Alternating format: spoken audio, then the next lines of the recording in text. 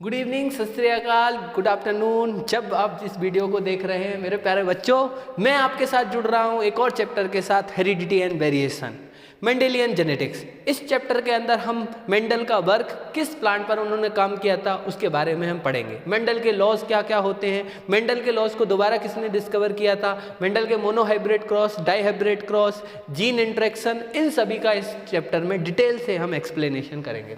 तो है मेरे प्यारे बच्चों, हम चलते हैं सबसे पहले इंट्रोडक्शन की ओर। तो सबसे पहले जो जेनेटिक्स जो टर्म था वो आपका किसने दिया था, तो वो दिया था आपका, किसने दिया था, वाटसन ने। ठीक है, वाटसन ने पहली बार जेनेटिक्स टर्म दिया था। जेनेटिक्स का मतलब क्या होता है? जेनेटिक्स का मतलब होता है study of heredity and variation. Heredity and variation का अध्ययन, है ना। तो इस चैप्टर का नाम ही क्या है, हेरिडिटी एंड वेरिएशन, है ना, principle of heredity and variation. तो इस हेरिडिटी और वेरिएशन का अध्ययन ही जेनेटिक्स कहलाता है, अनुवांशिकी कहलाता है। अगर जेनेटिक्स की बात करें तो जेनेटिक्स की शुरुआत, सबसे पहले इसकी शुरुआत, या मुख्य बोलो कि देखो, शुरुआत बहुत लोग करते हैं, लेकिन काम की शुरुआत, किसी भी चीज़ की शुरुआत हम श्री गणेश से ही करते हैं, है ना। श्री भगवान बहुत सारे हैं, लेकिन शुरुआत किससे करते हैं, श्री गणेश से करते हैं। तो जेनेटिक्स की शुरुआत तो बहुत सारे साइंटिस्टों ने की होती, लेकिन मान्यता या देखा गया कि जिसने एक अच्छा काम किया था, जिसका काम देखने लायक था, तो वो थे हमारे आपके मेंडल जी। तो मेंडल ने ही इसकी क्या की थी, शुरुआत की थी, और इन्होंने क्या बेसिक प्रिंसिपल दिए थे हेरिडिटी के, जबकि इनके पास जीन की, क्रोमोसोम्स की कोई भी नॉलेज नहीं थी। इनको नहीं पता था जीन क्या होते हैं, इनको नहीं पता था क्रोमोसोम्स क्या होते हैं। इन्होंने केवल एक टर्म यूज किया था, फैक्टर। इन्होंने बोला कि एक फैक्टर होता है जो एक जनरेशन से दूसरी जनरेशन में क्या होता है, जाता है। ठीक है, तो जेनेटिक्स की शुरुआत किसने की थी, आपके अब मेंडल साहब ने। अगर हम बात करें ब्रांच ऑफ जेनेटिक्स किस चीज से संबंधित है, तो जेनेटिक्स साइटोजेनेटिक्स से संबंधित है, मॉलिक्यूलर जेनेटिक्स से संबंधित है, पॉपुलेशन जेनेटिक्स से, डेवलपमेंट जेनेटिक्स से। तो इतनी ब्रांचेज है जिनसे आपका जेनेटिक्स क्या होता है, संबंधित होता है। ठीक है, तो टर्म दिया था डब्ल्यू वेटसन ने, जेनेटिक्स एक सम रूप से, है ना, सामूहिक रूप से हेरिडिटी और वेरिएशन का अध्ययन क्या कहलाता है, जेनेटिक्स कहलाता है ना। जेनेटिक्स का शुरुआत किससे हुई थी, तो वो हुई थी आपके मेंडल के कार्यों से। अब अगर हम बात करें तो आपके जो हैं ग्रेगर जॉन मेंडल के बारे में, तो ये देखिए, ये आपको महान पुरुष दिख रहे हैं जिन्होंने जेनेटिक्स के लिए इतना डीप, इतना मस्त, इतना सही शार्ट स्टडी इन्होंने दी, जिसकी वजह से आज हम जेनेटिक्स को इतना ब्रॉड में पढ़ रहे हैं। तो बेस तो यही थे, जेनेटिक्स का बेस, आधार तो यही व्यक्ति था, इसी व्यक्ति ने जो किया वो किया। अब इनकी बात करें तो इनका जन्म कब हुआ था, तो इनका 20 जुलाई 1822 को हुआ था, 1822। ये इनकी डेथ कब हुई थी, तो ये 1884 में इनकी डेथ हुई। अब ये क्या है, एक ऑस्ट्रेलियन मोंक थे, देखिए, है ना, ये एक ऑस्ट्रेलियन मोंक यानी कि पंडित है, पादरी टाइप थे, है ना, चर्च में ये पादरी का काम करते हैं। ये फादर ऑफ जेनेटिक्स कौन कहलाते हैं, मेंडल कहलाते हैं। इन्होंने अपने जो पब्लिश किया, अपने काम को इन्होंने क्या किया, एक कहाँ किया, पब्लिश इन एनुअल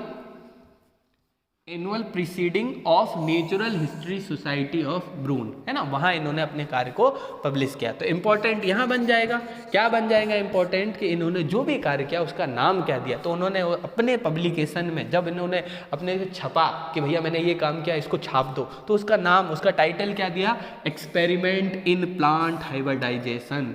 प्लांट के संकरण में क्या एक्सपेरिमेंट प्रयोग किए, उसका इनका टाइटल था, इनके पब्लिकेशन का। तो ये इंपॉर्टेंट है, पूछ लिया जा सकता है कि मेंडल के एक्सपेरिमेंट का टाइटल क्या था। मेंडल के फर्स्ट पेपर को ट्रांसलेट किया था इंग्लिश में, किसने, विलियम वेटसन ने, डब्ल्यू वेटसन, जिन्होंने जेनेटिक्स टर्म दिया, उन्होंने ही पहली बार इनके पेपर को, इनकी पब्लिकेशन को इंग्लिश में ट्रांसलेट किया था, मतलब बदला था। मेंडल ने जो काम किया, वो जब उनकी डेथ हुई तो वो अनरिकॉग्नाइज मैन की तरह मरे, मतलब कोई उनको इतना ज़्यादा प्रसिद्ध नहीं हो पाए वो, जब उनकी डेथ हुई। देखिए सक्सेस मिली, लेकिन कब, डेथ के बाद, है ना। मतलब उन्होंने काम तो बहुत बड़ा किया था, लेकिन उसको रिकॉग्नाइज, उसको पहचाना नहीं किसी ने। लेकिन जब ये इनकी डेथ हो गई, उसके बाद इनके काम को बहुत अच्छे से पहचाना गया। तो इनका जो काम है वो अप्रॉक्स 34 ईयर डार्क फेज में रहा, मतलब अंधेरे में रहा, किसी ने उसको पहचाना नहीं कि भैया जो मेंडल ने कार्य किया था वो क्या था और कितना इंपॉर्टेंट कार्य किया था उन्होंने। तो मेंडल का वर्क अंटिल 20वीं सेंचुरी तक क्या रहा आपका, अनरिकॉग्नाइज यानी कि इग्नोर रहा। फिर इन्होंने अपना एक्सपेरिमेंट कब कंडक्ट किया था, ये भी इंपॉर्टेंट है, कई बार ये क्वेश्चन डायरेक्ट आ गया। वो घुमाता है, कब घुमाता है, वो कर देगा 8057 से लेकर 8064, वो कर देगा 8055 से लेकर 8063, है ना। तो कुछ भी घुमा के दे सकता है। तो सही इन्होंने 7 साल के लिए एक्सपेरिमेंट किया था। और कब किया था, वो किया था 1856 टू लेकर 1863, 1856 से लेकर 1863 में इनका कार्य था। 7 साल के लिए इन्होंने एक्सपेरिमेंट किया था, बहुत इंपॉर्टेंट है, 1856 से लेकर 1863। तो पहला MCQ अगर यहाँ से बनने की संभावना है तो यहीं से, कि उनका एक्सपेरिमेंट 7 साल का ड्यूरेशन था। और वो 7 साल का ड्यूरेशन कहाँ है, तो वो है 1856 से लेके 1863 में। हमारी अलग अलग बुक में अलग अलग हो सकता है। NCERT हमारी माता NCERT में जो लिखा है वही मान्य होगा। तो NCERT में 1856 से लेकर 1863 लिखा है।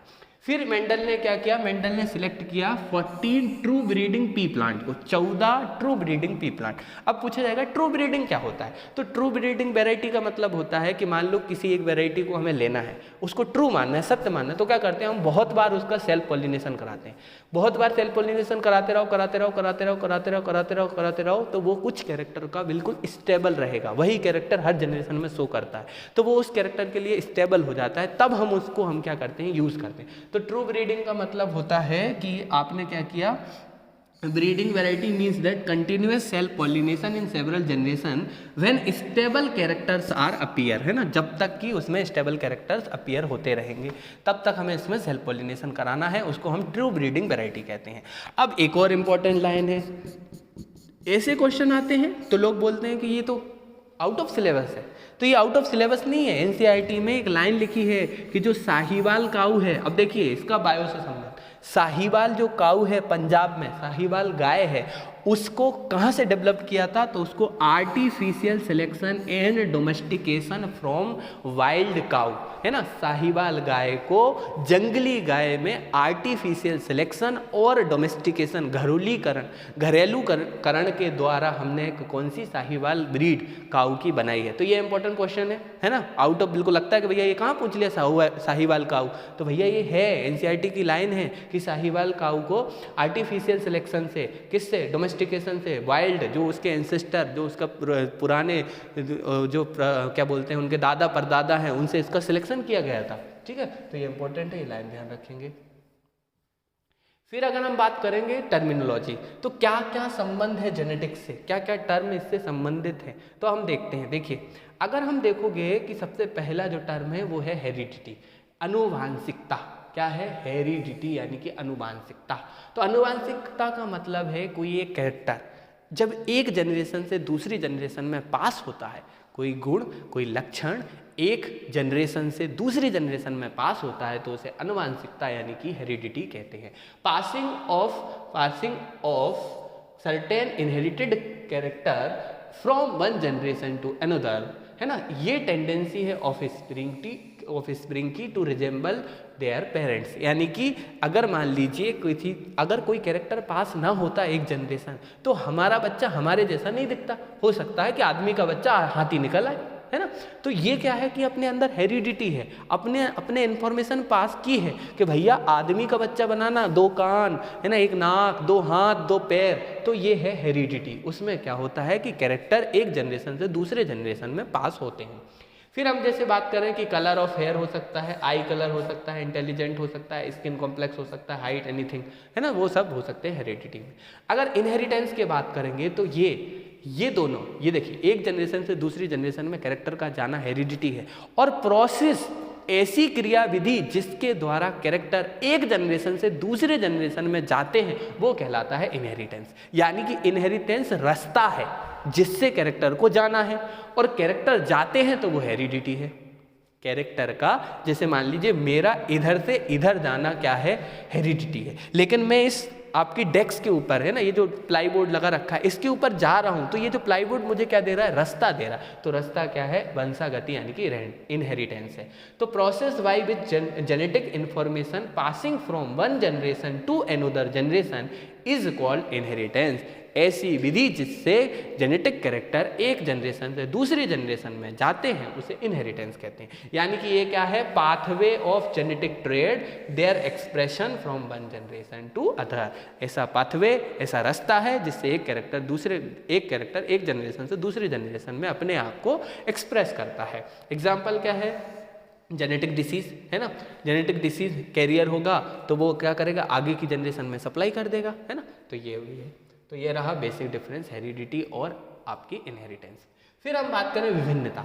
विभिन्नता या वेरिएशन का मतलब क्या है? वेरिएशन का मतलब है कि देखिए सेम स्पीसीज की पॉपुलेशन में कुछ अनोखी चीज़ आ जाए, कुछ अलग सी चीज़ आ जाए जो उसके अंदर उसके स्पीसीज में नहीं है, तो उसको बोल देते हैं वेरिएशन। मान लीजिए वेरिएशन कैसा हो जाए कि मान लीजिए कि किसी के अपने नॉर्मल कान होते हैं, किसी के हाथी जैसे कान आ जाए बड़े बड़े, तो मतलब उसके अंदर विविधता आ गई।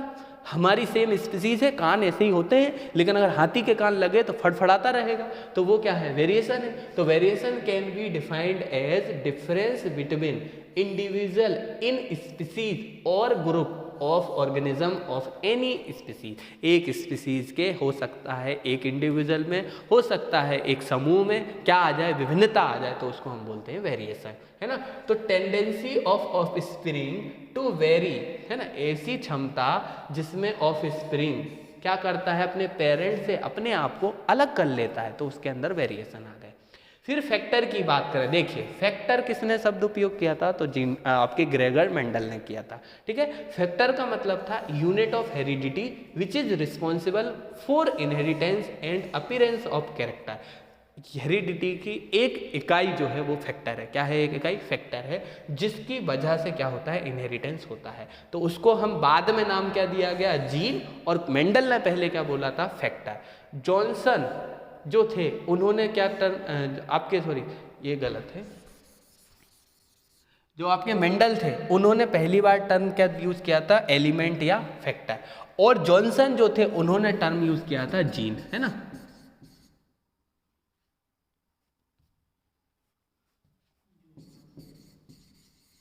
ठीक है, जोहानसन जो थे उन्होंने पहली बार टर्म यूज किया था, आपका जीन टर्म यूज किया था, और मेंडल ने टर्म क्या यूज किया था, फैक्टर या एलिमेंट, ठीक है। अगर हम आगे की बात करें कैरेक्टर की और लक्षण की, तो कैरेक्टर का मतलब होता है मॉर्फोलॉजिकल एंड फिजियोलॉजिकल एक्सप्रेशन, और ट्रेट का मतलब होता है कॉन्ट्रास्टिंग कैरेक्टर। कॉन्ट्रास्टिंग कैरेक्टर का मतलब, लक्षण की बात करें तो हाइट एक लक्षण है, हाइट एक कैरेक्टर है। और ट्रेट की बात करें तो हो सकता है वो बोना हो सकता है छोटा हो सकता है लंबा हो।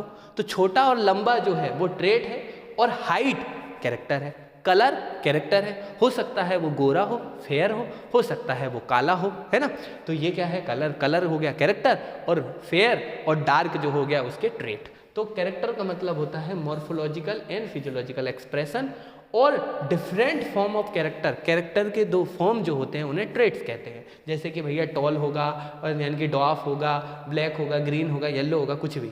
फिर F1 का क्या मतलब होता है, तो F का मतलब क्या था, तो जो मेंडल ने यूज किया था उसका मतलब था फिलियल। क्या नाम है, फिलियल का मतलब होता है जनरेशंस। क्या होता है, जनरेशन। अगर पहली जनरेशन की बात करोगे तो F1, दूसरी जनरेशन की बात करोगे तो F2, तीसरी जनरेशन की बात करोगे तो F3।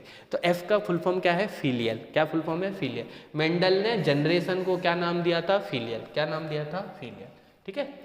तो कैरेक्टर हो गया, ट्रेड हो गया, फिलियल हो गया। अब है अलील्स।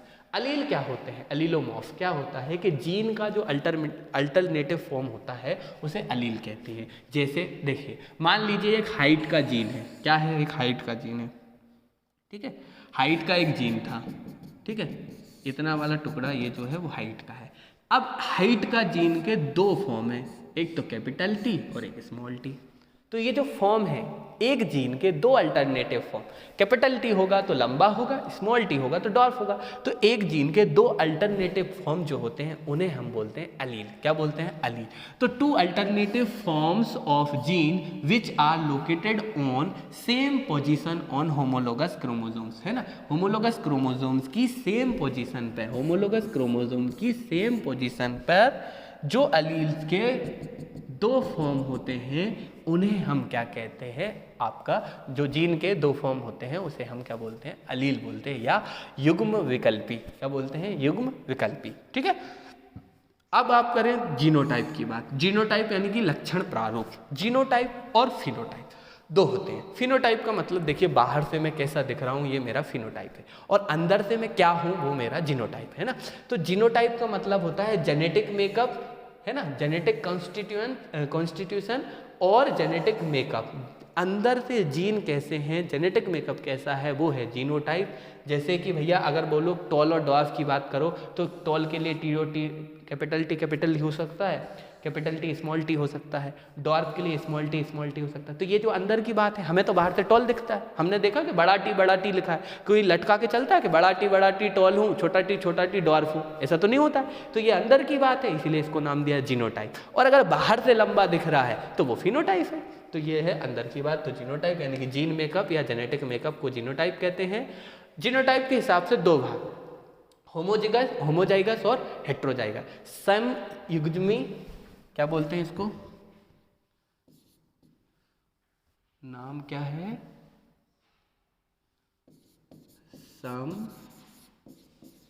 समयुग्मजी और विषम युग्मजी।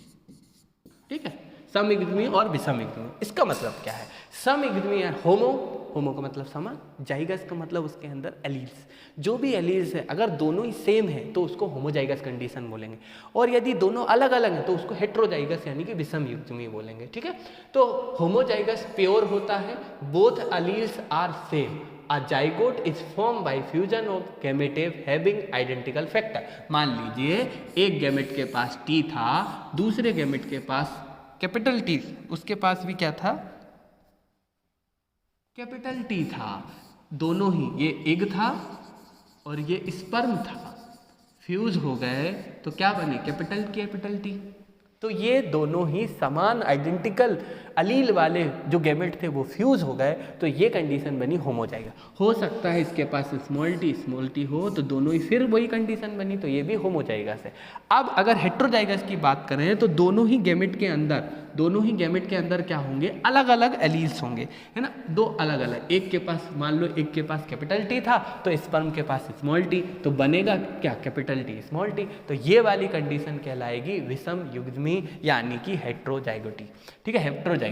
तो zygote is form by fusion of two gametes having identical factor, और zygote is form by two different type of gamete carrying different factor, है ना। दो गैमेट जो अलग अलग हैं उनके पास फैक्टर क्या है, अलग अलग है। तो हेट्रोजाइगस कंडीशन और ये होमोजाइगस कंडीशन। ठीक है, चलिए, तो हमने जीनोटाइप देख लिया था। अब फिनोटाइप की बात करें तो फिनोटाइप का मतलब क्या है, फिनोटाइप का मतलब है लक्षण प्रारूप। ये गलत लिखा है, क्या है, लक्षण प्रारूप, है ना। जीन प्रारूप जो था वो जेनेटिक जीनोटाइप था, और लक्षण प्रारूप जो है वो फिनोटाइप है। इसका मतलब क्या है कि कोई ऑफस्प्रिंग, कोई जो संतति है वो बाहर से कैसी दिख रही है, वो उसका लक्षण प्रारूप है। अगर हम जीनोटाइप फिनोटाइप को देखें तो जीनोटाइप फिनोटाइप को देखते हैं। जैसे मान लीजिए कैपिटल टी है, तो जीनोटाइप अंदर का कैपिटल टी है, बाहर से देखने पर वो दिखेगा लंबा, टॉल। मान लिया जाए स्मॉल टी कैपिटल टी है, तो ये भी बाहर से कैसा दिखेगा, टॉल। मान लिया जाए दोनों ही क्या है, स्मॉल टी तो ये बाहर से कैसा दिखेगा, डॉर्फ यानी कि बोना। तो ये जो है अंदर की बात, ये है जीनोटाइप, और ये जो बाहर से दिख रहा है ये क्या है, फिनोटाइप है ना। ये बाहर से दिख रहा है ये क्या है, फिनोटाइप है, और ये जो अंदर वाली बात है वो क्या है, जीनोटाइप है। ठीक है, देखिए दोबारा से, कैपिटल टी है तो टॉल है, कैपिटल टी स्मॉल टी है तब भी टॉल है, स्मॉल टी है तो डॉर्फ है। तो अंदर की बात है कैपिटल टी स्मॉल टी, तो ये जीनोटाइप है और वो क्या है, फिनोटाइप। बाहर से देखने पर टॉल दिखेगा, बाहर से देखने पर डॉर्फ दिखेगा। द टर्म जीनोटाइप और फिनोटाइप किसने दिया था, जॉनसन ने। किसने दिया था, जोहानसन ने। और ये जो था हेट्रोजाइगस होमोजाइगस, वो किसने दिया था, बेटसन ने। तो ये भी याद रखना कि हेट्रोजाइगस और होमोजाइगस बेटसन ने दिया था, और जीनोटाइप फिनोटाइप किसने दिया था, जॉनसन ने दिया। अब एक होता है फिनोकॉपी। फिनोकॉपी का मतलब क्या होता है, फिनोकॉपी का मतलब होता है, देखिए कि मान लिया जाए डिफरेंट जीनोटाइप के दो हैं, मान लो एक इधर है और एक इधर है, ठीक है, एक इधर है व्यक्ति और एक इधर है। दोनों के जीनोटाइप, दोनों का जीन मेकअप जो है वो अलग अलग है, लेकिन दोनों को इन्वायरमेंटल कंडीशन की वजह से, है ना, दोनों का जीनोटाइप क्या था, अलग अलग था, लेकिन इन्वायरमेंटल कंडीशन की वजह से इनके अंदर सेम फिनोटाइप है। क्या है? सेम फिनोटाइप है। तब ये कंडीशन होती है फिनोकॉपी। कॉपी का मतलब होता है उसके जैसा और फिनो का मतलब फिनोटाइप, मतलब दो अलग अलग जीनोटाइप हैं फिर भी उनका फिनोटाइप सेम आ रहा है, लक्षण प्रारूप एक जैसा आ रहा है। क्यों? क्योंकि इन्वायरमेंटल कंडीशन की वजह से।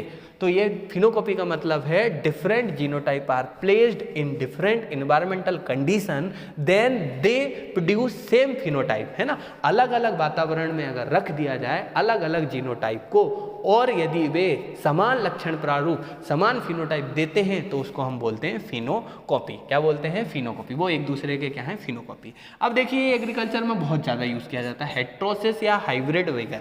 हाइब्रिड विगर का मतलब क्या है? देखिए मान लीजिए मैं बहुत सीधा साधा हूँ, है ना, मैं रियल में भी सीधा साधा हूँ, है ना। अगर मेरा बच्चा होता है और वो निकले बहुत ही बदमाश, बहुत ही छटा हुआ, मतलब अगर बोलेंगे ना बाप 10 नंबरी तो बेटा 12 नंबरी, है ना, बात बढ़ के आएगी, तो इसको बोलते हैं हाइब्रिड वाइगर, है ना। कि भैया जो पेरेंट था वो तो ठीक है, लेकिन उनका जो बच्चा हुआ वो भैया एकदम आल पताल है, मतलब बढ़ के है।